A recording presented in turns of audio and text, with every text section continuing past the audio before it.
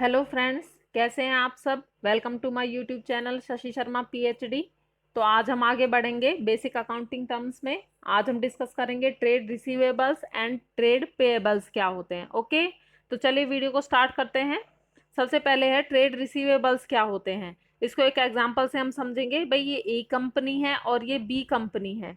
Okay, तो ए company ने B company को गुड्स सेल की हैं या फिर कोई सर्विस प्रोवाइड कराई है, लेकिन कैसे कराई है, क्रेडिट पर कराई है। यानी कि अभी ए कंपनी को बी कंपनी से गुड्स सोल्ड करने के लिए कोई भी पैसा नहीं मिला है।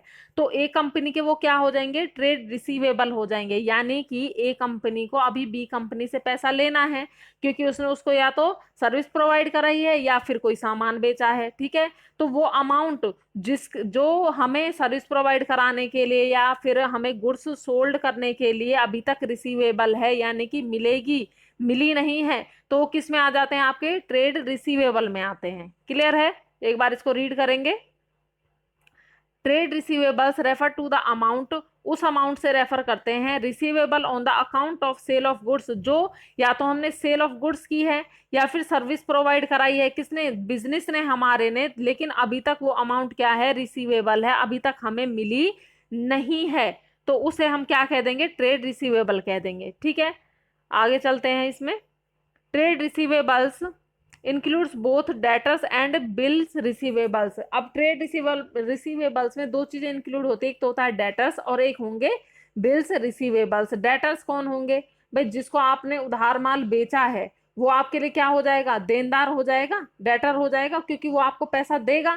क्लियर है। और बिल रिसीवेबल क्या हो जाएगा, जब आपने उधार माल बेचा है डेटर को, तो अगर हम उसको बिल दे देते हैं, जिसको हम बोलते हैं बिल ऑफ एक्सचेंज। ठीक है, हमने उसको बिल दे दिया, उसने उसको एक्सेप्ट कर लिया, साइन कर दिया और वापस हमें दे दिया। ठीक है, तो वो क्या हो जाएगा, हमारे लिए बिल्स रिसीवेबल हो जाएगा। उस बिल पर हमें जो उस पर डेट लिखी हुई होगी और जो अमाउंट लिखी हुई होगी वो उस डेट पर और उतनी अमाउंट हमें मिलेगी, तो उसे हम क्या कह देते हैं, बिल्स रिसीवेबल कह देते हैं। ओके, क्योंकि उस बिल से हमें अमाउंट रिसीव हो रही है। क्लियर है। और डेटर्स, क्योंकि वो हमें पैसे देंगे, क्योंकि हमने, क्यों देंगे पैसे, क्योंकि हमने या तो उनको सर्विस प्रोवाइड कराई है या फिर उनको गुड्स सोल्ड की हैं। ओके, आगे चलते हैं। डेटर्स क्या होते हैं, द पर्सन या फिर कोई फर्म। ठीक है, कोई एक पर्सन हो सकता है या कोई फर्म हो सकती है। To whom goods are sold, जिनको हमने गुड्स सेल की हैं या सर्विस प्रोवाइड कराई है। कैसे प्रोवाइड कराई है, क्रेडिट पर प्रोवाइड कराई है। And payment has not been received from them, लेकिन उनसे अभी तक हमें पेमेंट नहीं मिली है, उसे हम क्या कहेंगे, डेटर कहेंगे, क्योंकि वो अभी हमें पैसा देंगे, दिया नहीं है, इसलिए वो हमारे क्या हो गए, डेटर्स हो गए। और डेटर्स कंपनी के लिए एसेट होती हैं।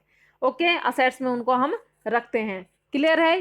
क्लियर है यहाँ तक कि भाई हमने अगर किसी को सर्विस प्रोवाइड कराई है या फिर गुड सोल्ड की है किसी भी पर्सन को या फर्म को, लेकिन कैसे, क्रेडिट पर, पेमेंट अभी तक उन्होंने की नहीं है, तो हमारे लिए क्या हो गए, डेटर्स हो गए, देनदार हो गए। ओके, इसका एक एग्जाम्पल देख लीजिए।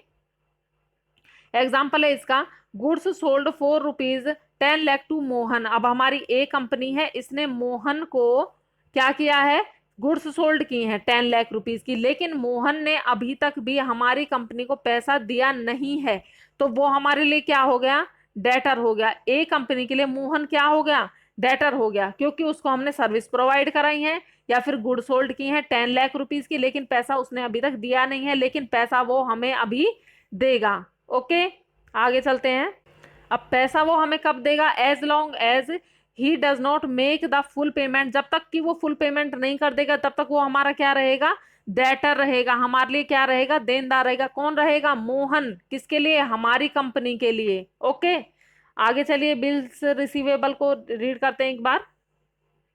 ए बिल ऑफ एक्सचेंज, बेसिकली ये बिल ऑफ एक्सचेंज होता है। ठीक है, आपकी कंपनी ए है और ये मोहन को आपने क्या किया था, 10 लाख रुपीज का गुड्स सोल्ड की थी। ठीक है, तो आपने एक बिल बनाया, आपकी कंपनी एक बिल बना रही है, इसलिए हम उसको क्यों बोल देंगे, या तो ड्रॉर बोल देंगे, सेलर बोल देंगे, क्रेडिटर बोल देंगे, कुछ भी बोल देंगे, क्योंकि आप उसको उधार माल दे रहे हो ना। ठीक है, ओके, तो आपने इस एक बिल बनाया और उस बिल को किसको दे दिया, मोहन को दे दिया। मोहन ने उस पर साइन किया और वापस उसे आपको दे दिया, तो आपके लिए वो क्या हो गया, बिल रिसीवेबल हो गया, क्योंकि उस बिल से आपको पैसा मिलेगा।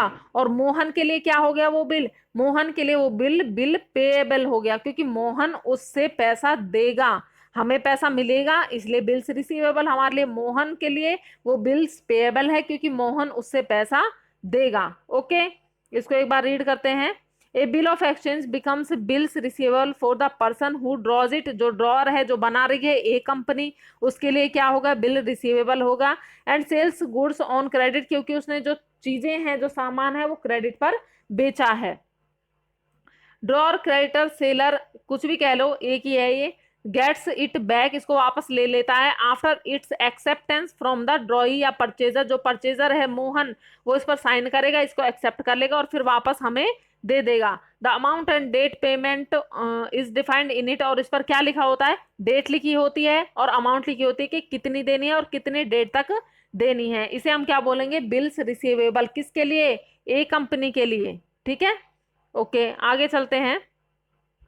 ट्रेड पेएबल्स क्या होते हैं। अब अभी तक हमने रीड किया था ट्रेड रिसीवेबल्स, अब है trade payables. Trade payables refers to the amount payable on the account of purchase of goods and service taken by the business. आपका बिजनेस है, ठीक है, आपके बिजनेस ने किसी और बिजनेस से कोई माल खरीदा है या फिर कोई उस सर्विस ली है, तो आपको उसे पैसा देना पड़ेगा कि नहीं देना पड़ेगा, यानी पे करना पड़ेगा पैसा। ठीक है, तो उसे हम क्या बोलेंगे, ट्रेड पेएबल बोलेंगे। जब हमारी कंपनी कोई सामान बेच रही है या फिर सर्विस प्रोवाइड करा रही है, तो हमें, तो वो क्या होंगे, उसके लिए जो अमाउंट हमें मिली नहीं है, मिलेगी, वो ट्रेड पेएबल होगी।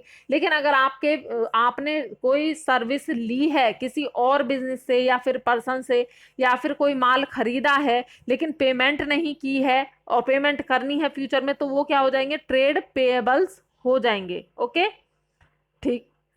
Trade payables refers to the amount, उस अमाउंट से रेफर करता है।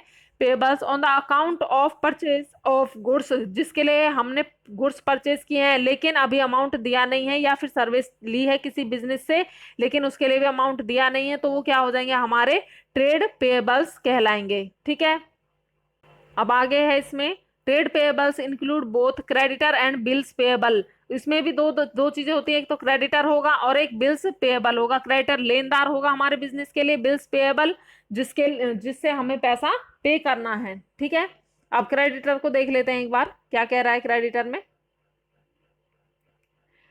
क्रेडिटर द कोई भी पर्सन या firm from whom goods are purchase, जिससे हमने गुड्स खरीदी हैं और सर्विस प्रोकर्ड ऑन क्रेडिट, या फिर सर्विस ली है किस पर, क्रेडिट पर, बट पेमेंट अभी तक उसको नहीं की है, तो वो क्या हो जाएगा, हमारा क्रेडिटर हो जाएगा। भाई ए बिजनेस है और ये बी बिजनेस है, ठीक है, हमने इससे, बी बिजनेस से हमने उधार माल खरीदा है, ठीक है, तो ए बिजनेस के लिए बी क्या हो जाएगा, क्रेडिटर हो जाएगा, लेनदार हो जाएगा, क्योंकि वो हमसे पैसा लेगा, तो ए बिजनेस के लिए बी क्या हो गया, क्रेडिटर हो गया है। ठीक है, ओके, अब इसका एग्जांपल देख लो। एक goods for ₹10 lakh purchased from Ram and sons company. Ram and sons ये आपका ए बिजनेस है और ये राम एंड सन्स कंपनी है। 10 लाख रुपए का इससे हमने सामान खरीदा है लेकिन पैसा अभी तक दिया नहीं है, क्रेडिट पर है। ठीक है, तो हमारे लिए ए कंपनी के लिए राम एंड सन्स कंपनी कौन है, क्रेडिटर है, लेनदार है, क्योंकि हमसे पैसा क्या करेंगे, लेंगे अभी ये फ्यूचर में। As long as the full payment is not made to him, जब तक हम इसको फुल पेमेंट नहीं कर देते हैं राम एंड सन्स कंपनी को, तब तक ये हमारा क्रेडिटर होगा, लेनदार होगा। ठीक है, और ये हमारी क्या होगी, लाइबिलिटी होगी। ओके, अब आ जाइए नीचे बिल्स पेएबल पर। ए बिल ऑफ एक्सचेंज, ये भी एक बिल ऑफ एक्सचेंज, अभी मैंने जैसे पहले आपको बताया था बिल्स रिसीवेबल पर। भाई जो बना रहा है, ठीक है, उसके लिए तो क्या है, वो बिल्स रिसीवेबल है क्योंकि उससे वो पैसा लेगा, लेकिन जो इस पर साइन कर रहा है, ठीक है, और वापस से हमको दे रहा है, उसके लिए क्या है, ये बिल्स पेएबल है। Okay, a bill of exchange becomes a bill payable for the person who accept it and return it to the drawer.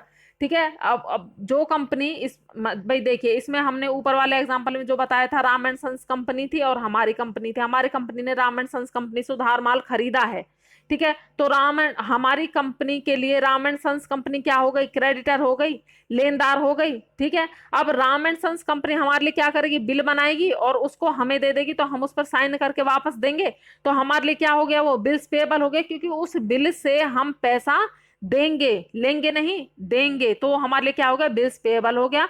और राम एंड सन्स कंपनी हमारे लिए क्या है, क्रेडिटर है, लेनदार है, क्योंकि हमने उसे उधार माल खरीदा है। क्लियर है, आगे देखिए, आगे है the amount specified in such a bill is payable at future date, और इसमें जो अमाउंट की हुई होती है वो उसमें डेट भी डली हुई होती है, ठीक है, और वो फ्यूचर में उस डेट तक ड्यू होती है, पेएबल होती है।